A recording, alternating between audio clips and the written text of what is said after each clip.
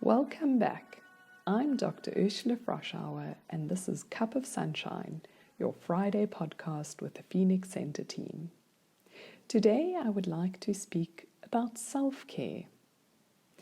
Many of us have been raised to believe that self-care is selfish. This is not true.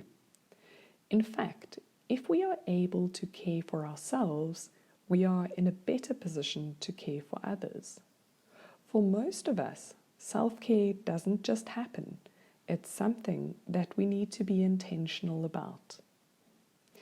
There are 3 parts of self-care that I would like to hone in on today: physical self-care, psychological self-care, and social self-care. Although I refer to these aspects as 3 parts, they are very much interrelated. Let's start with physical self-care. These are the building blocks for functioning at our best as human beings. Here we need to think about eating a healthy diet, sleeping enough, and exercising. Basically, it is what you need to do to get your body functioning in the best way possible. This really requires us to be proactive and plan in healthy and tasty meals, adequate and restful sleep times, and times for enjoyable movement and exercise. Psychological self-care refers to how we support our mental and emotional well-being. This would include things like creating boundaries around your work time. For example, have a set time when you start and end your workday. Your work time is intended for work, and your leisure time is intended for leisure.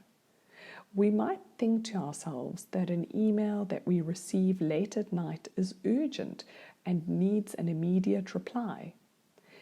But I would like to suggest that most emergencies are not emergencies, and these matters can wait until the next work day.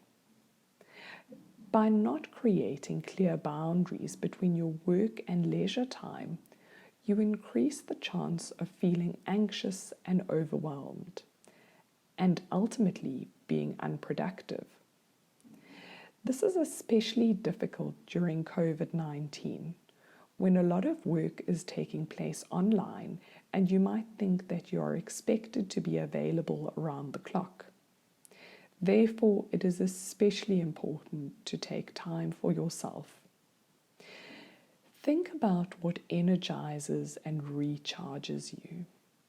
Perhaps it would be to meditate, relax, read, paint, or go for a walk. Giving yourself time in your daily schedule to do something that you enjoy is vital to your mental well-being. Social self-care is especially important because positive relationships enhance our well-being.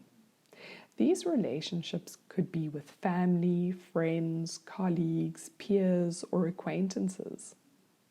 The more important the person is to you, the more important it is to have a positive relationship with them. Reach out to people that energize you. Even during this time, you can video call to catch up with loved ones. Social self-care, like physical and psychological self-care, doesn't just happen, and you will need to be intentional about spending time, whether online or in person, with people who are important to you.